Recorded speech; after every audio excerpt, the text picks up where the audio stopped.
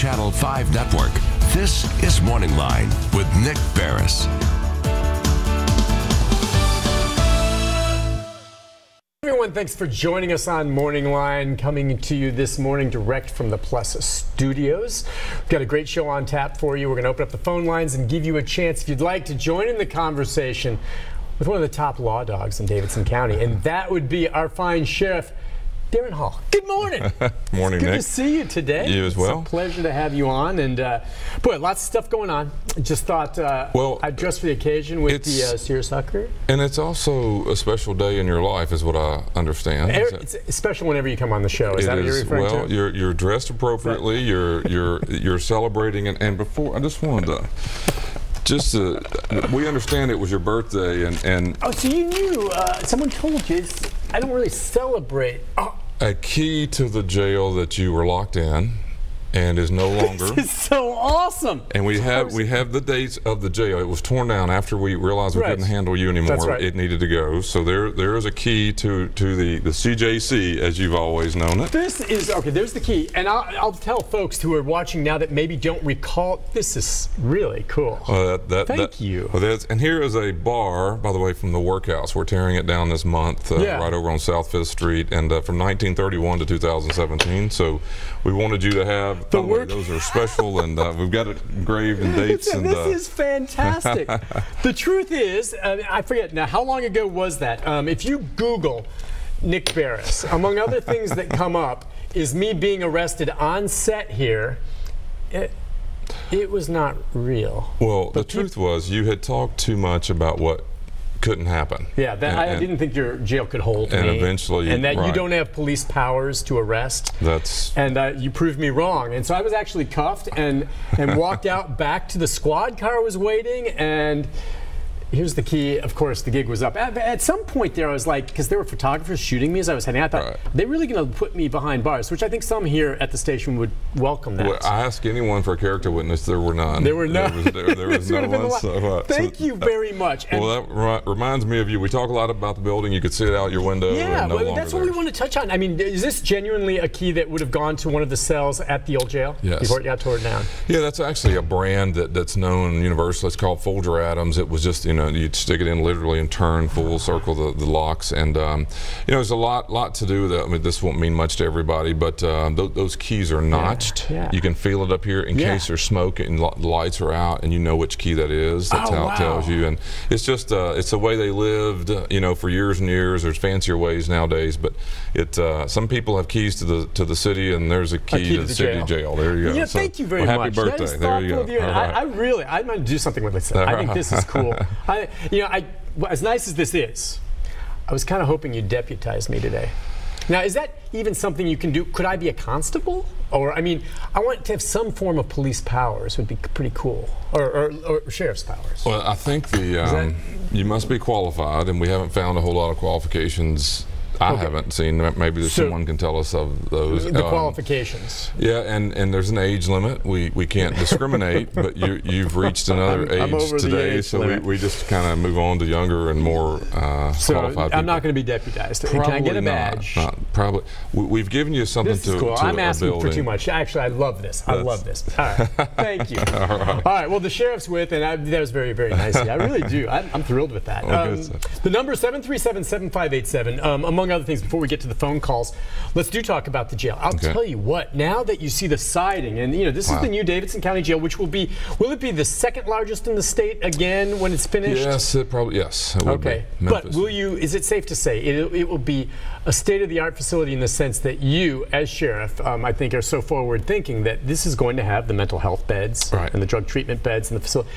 If you've been down by the downtown area here, the walls are going up. Yeah. What do you think? Have you been in there lately, or just? I have. I'll tell you what. It's really interesting because from the outside, it really is going very fast, and you can tell what's going on. The cells are all in there. Now they're putting up kind of the glass on the exterior of it, and then on the backside, what we call the recreation yards, you can see where that's being built.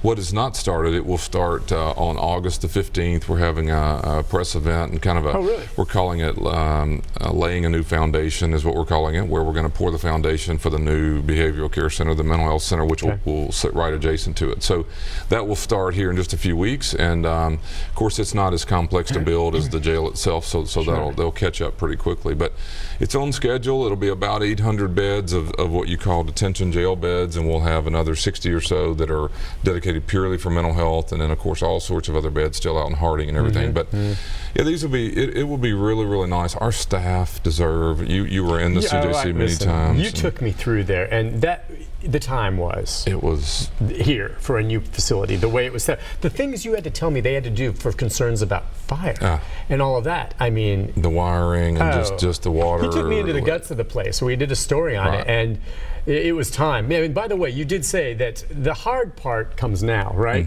I mean, the outside and the structure. First of all, you get a real sense whenever you watch demolition, and you know they just demolished that tower down there this past weekend.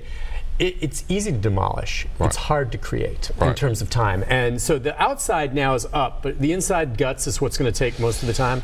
Yeah, really proud of our staff.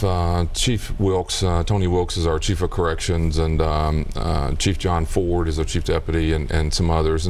But Chief Wilkes really got interested in trying to find the best cells, and that sounds easy and for Nashville. But historically, we had cells that had panels that built them, and so with the settling over the years, when the facility would settle, those panels would come apart, and you'd have literally cracks and all sorts of problems with you know, bugs and other things, because these were really just. You're talking about in the walls, the panels on the walls. So just imagine your house. Would the doors still closed? The cell doors, or would sometimes they'd be off? Right, not as well. You'd have all, and over the years, 30 years of operating it, elevator problems. There's just a lot to it. But the cells became a security risk for us, and obviously the fire situation. But so he went really around the country and kind of shopped for what was the best state-of-the-art deal. So what we have are really cells that were built off-site in one piece. Everything is literally one piece of steel. So they're going to be dropped in. They're already there. And so it was amazing to watch. So one cell came without a ceiling on it, and the next cell was sit on top of it. The floor of this cell becomes the ceiling of the other one, and they're all built that way. It was fascinating to watch. So these are the pods were made, they're dropped in. So you're not talking about any more panels that could be shifting or anything? You can't adjust anything on everything. Literally, even the infrastructure, the electrical, the plumbing, all that, it's all built into the back of it, and all you have to do is hook it up. And there's 400 plus of those, which makes the 800 beds. And is that pretty much, I mean, is that standard now in a lot of the newer ones that are being built? But do most jails, did most jails, older ones, have the same problem that this one, your old one did, that, you know, things would shift? And yeah, and I give him a lot of credit. I mean, he did a lot of work, and I'll be honest with you, it was more money on the front end, but Nick, I can't tell you how much money we wasted trying to band-aid that thing together, and we explored that in other cities that have done the same thing. Williamson County was here last week. Cheatham County sheriffs, both of them were here because they want the same thing. One of the other things that's super cool that a lot of people don't care about is, we had to send our maintenance staff inside and fix all the mechanical problems in the cells where the inmates were, leave tools around, the danger involved. This is all done on the outside. You could walk down the outside, never touch an inmate, and fix everything that's operating inside the jail. That is just awesome. Fantastic. I mean, and that the others are looking at it now, and that this is a standard thing, and we're very proud of that. And what you should be proudest of, and what I appreciate, you just don't see in public as much with anything, is that you said it costs a little more up front, okay, and I understand that, but you know by doing this and building it that way, it's going to pay for itself and save money on the back end for years to come. But you know how it is in politics these days, and unfortunately, you know, or fortunately, you're political. You have to be. You get elected. No one wants to shell out the money up front for things. You always wait till it's a disaster. And good for you thinking, because you probably could have gone for maybe a little less money, but then you're going to have these same problems all over again. And the other thing that I'm proud of that the public may not appreciate and may not even like is that when the city made a decision to force us to stay downtown, which I wasn't a fan of at all, the city council did that. One of the things that I was adamant about was, if you're going to do that to our employees, and we're going to get every one of them to have a parking space where they go to work. And the reason for that is they don't make enough money to then pay 10 or 12 bucks a day to park in a facility that's a very difficult place to work. Right. And you don't really, the police officers and fire, everyone else, they don't have to do that. They travel, they're in their vehicles.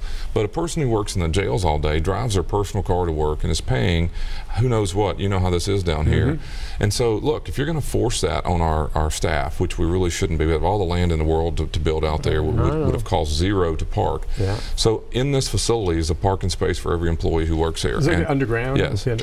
And the point of it is, when I'm long gone, whoever the sheriffs are going to appreciate that. Not just because, number one, it's safe. Number two, it saves the employees money.